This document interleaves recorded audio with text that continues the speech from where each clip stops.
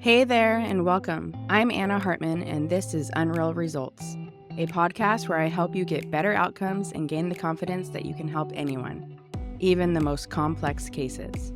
Join me as I teach about the influence of the visceral organs and the nervous system on movement, pain, and injuries, all while shifting the paradigm of what whole body assessment and treatment really looks like.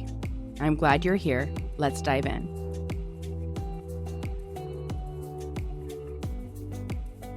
Hello, and welcome to another episode of the Unreal Results podcast.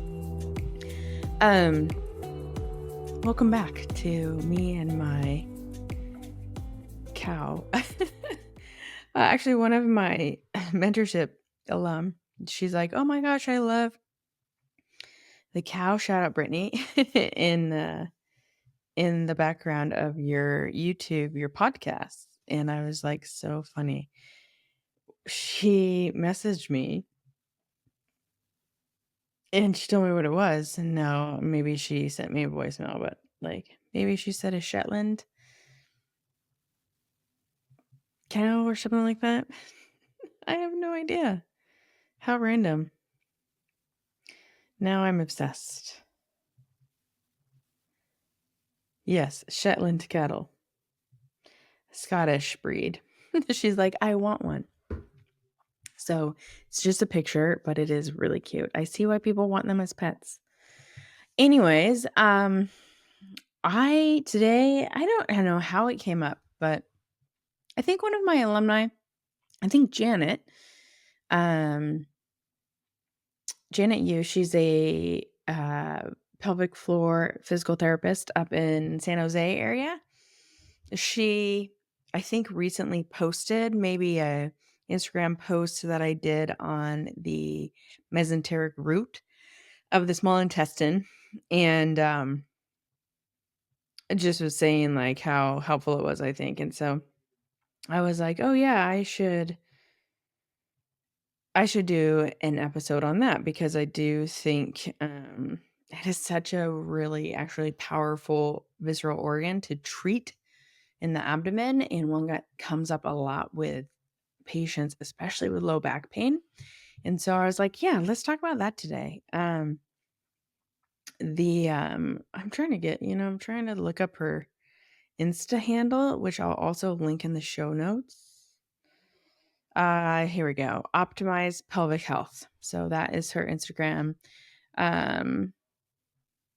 handle. And I love watching her share what she does. She has integrated this work into her practice so great. And also on that note, just like shout out pelvic floor PTs. I didn't know you were my people, but you're my people. And it makes so much sense because as a pelvic floor PT, you already sort of understand that visceral organs can be a big driver in musculoskeletal pain. So obviously it's a pretty easy sell, I'd say, in diving into my stuff. And so I have a lot of pelvic floor physical therapists, and I love that. I appreciate that. And thank you for being my people. And let's just change the world and get people to realize how important the visceral organs are in the nervous system. So with that said, let's talk about the mesenteric root. So mesenteric root and the small intestines, we'll talk about them both. The small intestines are tubes, right? Tubes of our digestive system. I think there's something like between the jejunum and the ileum, which are the main part of the freely mobile loops of our small intestine. I mean, it's something crazy like 21 feet, which is a little insane to me that there's that much in there. Those of you who've seen a C-section or any abdominal surgery, it's like a jack in the box a little bit in terms of like when you got someone abdominal cavity open, like the pressure especially just shoves those loops right out. So I guess then you can appreciate how there's more. I think I did reread in my notes from the Barral Institute. Maybe it's 21 feet measured on cadavers, 8 feet measured in live humans. So here's my question. How is that different? I have no idea.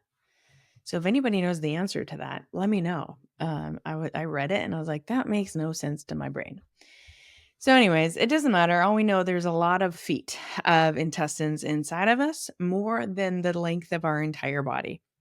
So, um, when we're talking about the intestines in the mesenteric root, we talk about them a little bit as separate, but they're also together too. And a lot of the times when I'm treating the small intestines, I tend to end up treating the mesenteric root. I don't want to say exclusively because sometimes I treat the loops too, but really I think the biggest like bang for your buck is treating the root. So, um, let's orient ourselves. Obviously, digestive system, mouth, esophagus, right? So mouth, esophagus goes down our throat, behind our heart, into our stomach. Then our stomach goes into our beginning of our small intestines, which is the duodenum or duodenum, depending on how you say it. The duodenum is really fixed. It's a pretty fixed tube, and it goes from our stomach, curves around in like a C shape, and then comes up and makes one final curve. And right there is the beginning of the mesenteric root. That final curve is called the duodenal jejunal flexure. Also, for short, called the DJ flexure. The DJ junction or the DJ flexure is important. As I said, it's the superior part of the mesenteric root. It contains a sphincter inside of it, an abdominal sphincter, which is a muscle, right? A round muscle that opens and closes a tube. So it is a point that can get backed up, right? That muscle can get kind of almost like spasmodic and like stuck closed or even stuck open sometimes. So that's a really good treatment point oftentimes. And I'll tell you where that is anatomically in the body in a second.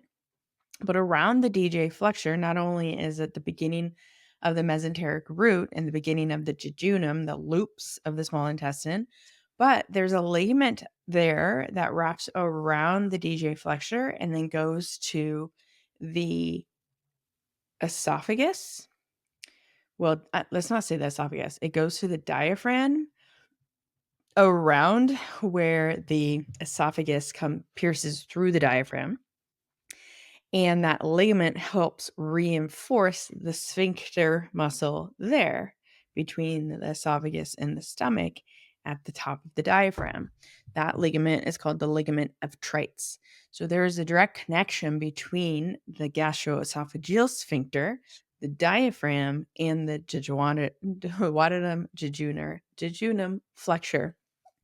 So that's interesting too.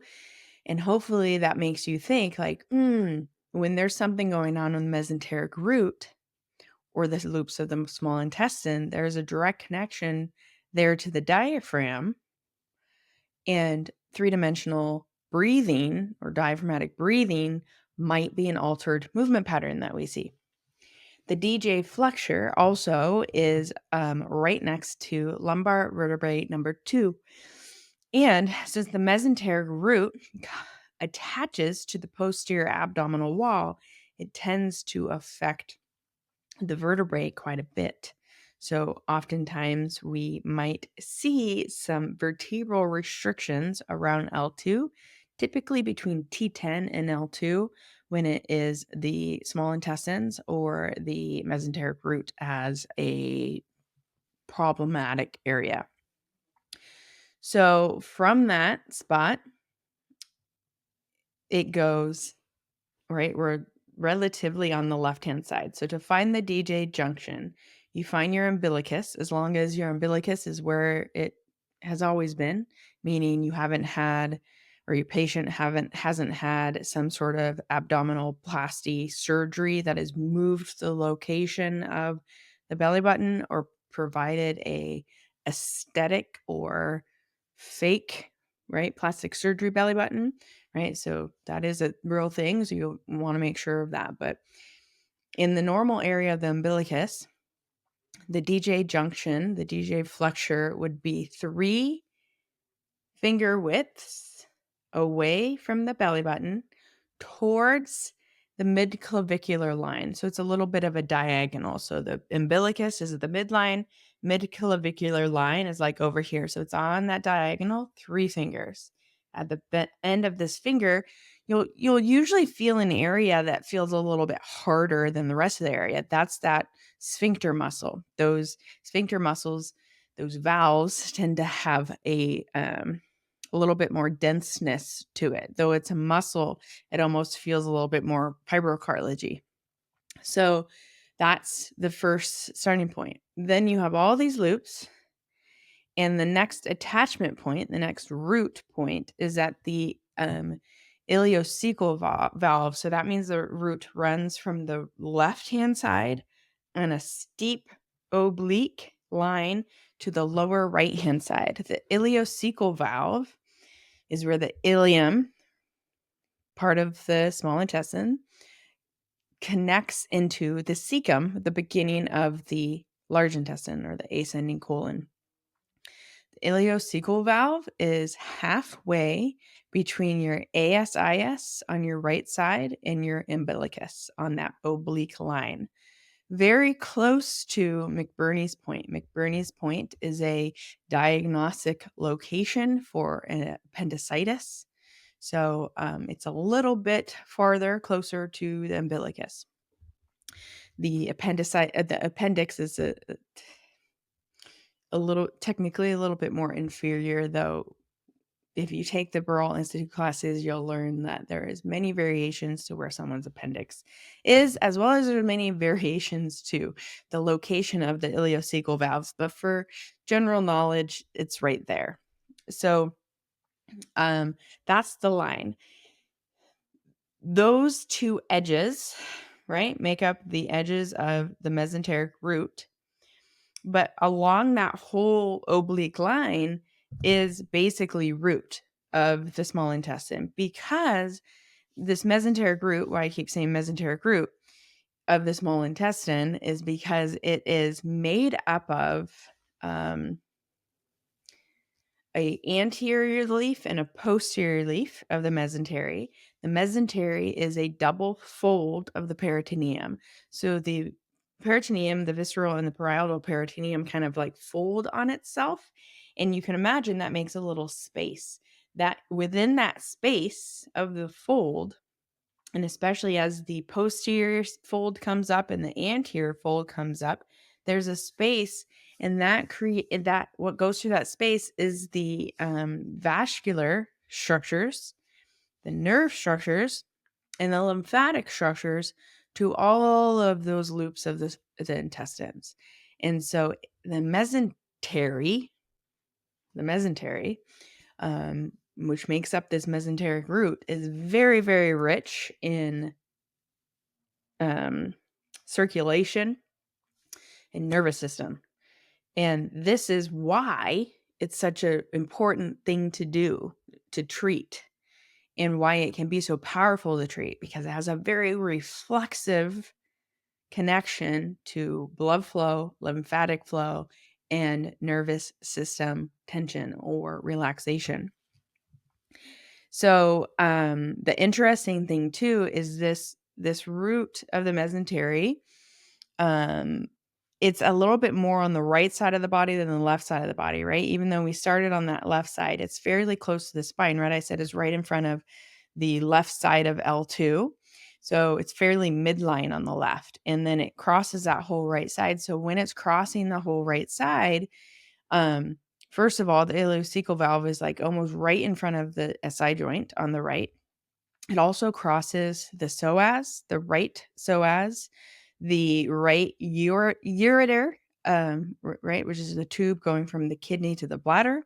It crosses the right testicular or ovarian vessel, right, vascular supply to the gonads, basically. It crosses the abdominal aorta, and it crosses the inferior vena cava. So because that root crosses all those really important things, that means when that root has a lot of tension in it, it sort of strangles those things. So no wonder this can be a driver of so many issues. So what are the issues that is a driver? Well, I started this whole podcast saying that's a big driver of low back pain. It's probably the thing that I see the most.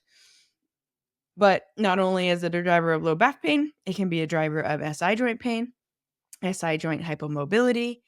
It can be a just general pelvic pain. It can be sacrum pain. It can be epigastric, right? Around the stomach. I talked about how that it connects to the ligament of Treitz. So that's part of the stomach connection. It can cause left upper quarter symptoms. So left shoulder, left neck, mid back, even as well. This is sort of via the connections of the phrenic nerve as well as the vagus nerve, as well as just these anatomical connections of the mesentery being the folds of the peritoneum that attach to the posterior abdominal wall, that ligament that attaches to the diaphragm, right? There's a lot going on in this area. And it can also cause left-sided sciatica. So the left-sided sciatica is typically due from the circulation piece, very similar to the circulation piece that we see between the liver and left-sided sciatica, as well as some general lower extremity joint pain can be kind of driven by that circulatory or lymphatic congestion because of that as well. So it's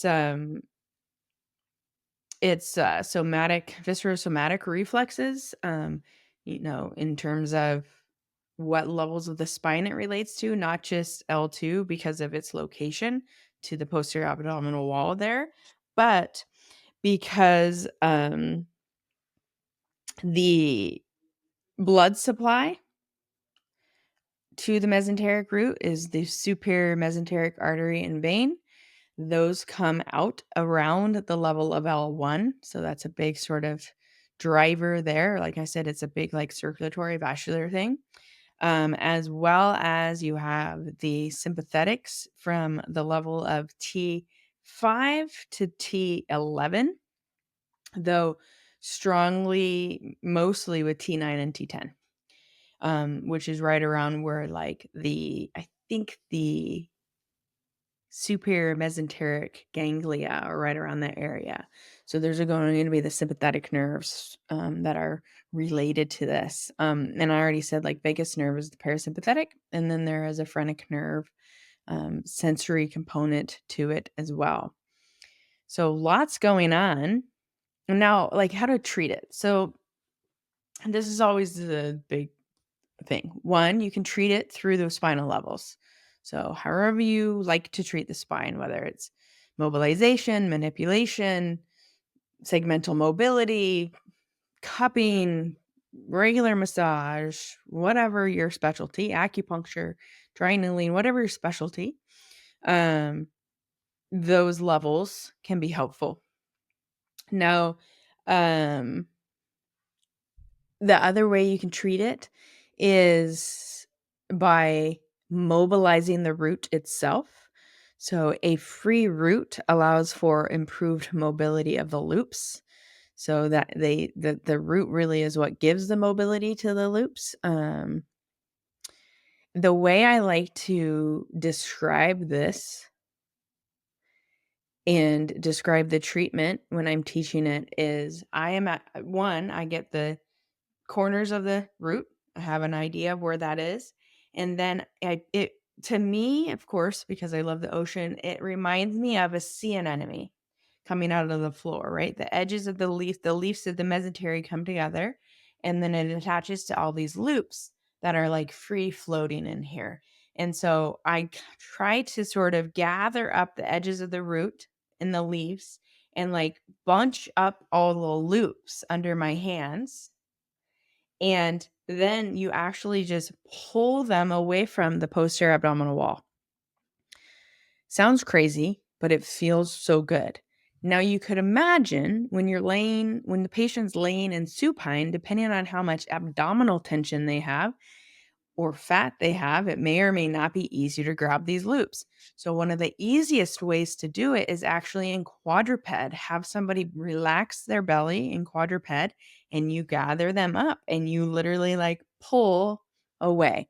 This is actually one time when I feel like, not one time, I feel like this is a time when you have a little bit of a belly. It actually makes for an easier experience in getting this pull away from the posterior abdominal wall of the loops, which is great.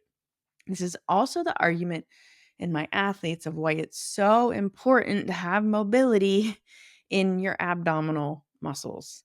Because when you have so much tightness across your abdominal muscles, what happens? You reinforce this lack of mobility of the mesenteric root, this lack of being able to stretch away from the posterior abdominal wall, and the function of the small intestines diminish, which is oftentimes why I'm not surprised why so many of my athletes have digestive issues between the high tendency for stressed out nervous system, not ever really switching into that rest digest mode, but then also this mechanical tension from too stiff of abdominal muscles. And so one of the things that I like to get them to do is the side lying or even prone lying breathing with the coregeous ball, a visceral massage with the coregeous ball, basically, especially if you can get really specific and precise along the mesenteric root. You can do this mobilization along the root from the side on either side of it on that diagonal, and then you can go in quadruped and relax your belly and pull. Or sometimes before you go in quadruped and relax your belly and pull, you might need to practice some belly breathing to create a stretch on your abdominal muscles to create some space in there. And to decrease some stiffness so you can pull them away from the posterior abdominal wall. So Philip Beach has this breathing exercise called radial breathing that I teach that I really love for that. So I'll link that in the show notes, as well as I don't actually have a video of the small intestine loops distension, but hopefully it just makes sense to you. But I do also have a video of the visceral massage with the coregeous ball. So I'll make sure to link that, as well as the link to where to find a coregeous ball. It is really important that we use soft massage tools in the abdomen. And in fact, I did a whole episode on it called A Hard No to Hard Massage Tools. We'll link that too, because this is like a non-negotiable. It has to be soft. And this is why I love the coregeous ball so much. So the last couple of things while I'm thinking about it, from an emotional, I always like to provide the emotional piece of the organs too. The emotional connection to the small intestines tend to be a connection between our social and professional point of view in our family life, which is an interesting thing there. And actually, while I'm here on my computer, let's see from a Chinese medicine standpoint, small intestine. Let's see what it relates to. So it says small intestine's role is, this is just like the first thing that came up on Google. So whether it's not right or not, don't know.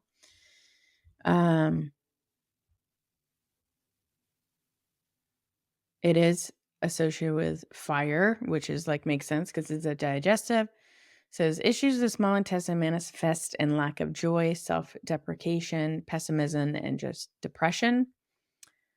The small intestine's role is to take emotions and manifest them through creative pursuits. So very similar to sort of what the Barral Institute said too.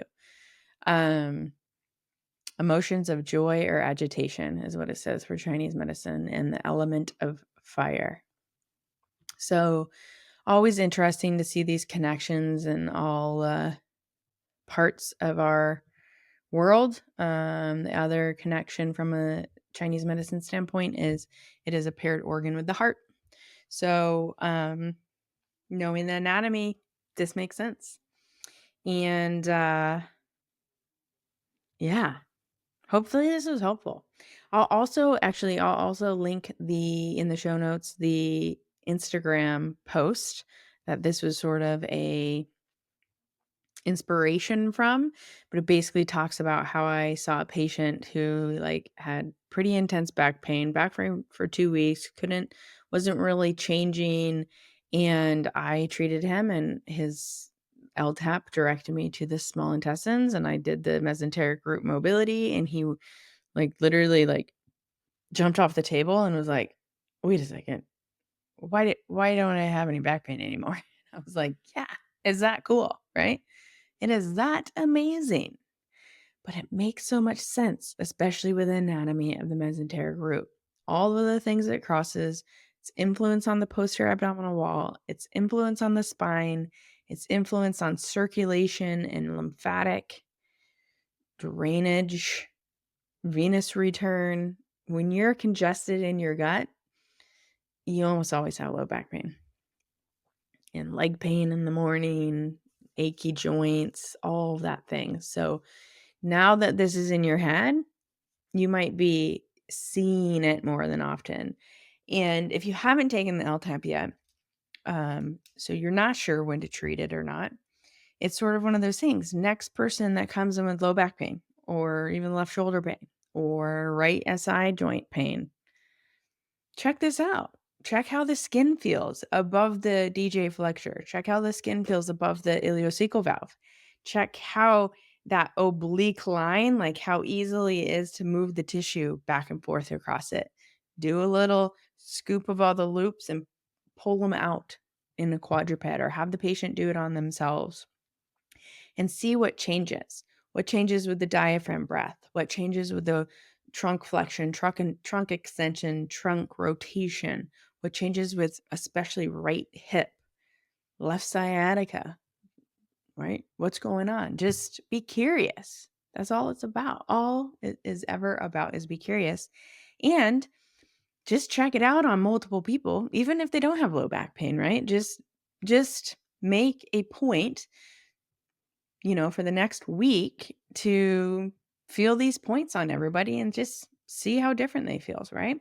So this is how you practice. This is how you notice connections, is just trying it out and seeing and being curious. So anyways, that's it. That's all I got for you today. I hope you enjoyed it. And as always, let me know if you have any requests for podcast episodes. I'm always open for new ideas, and we'll see you next week.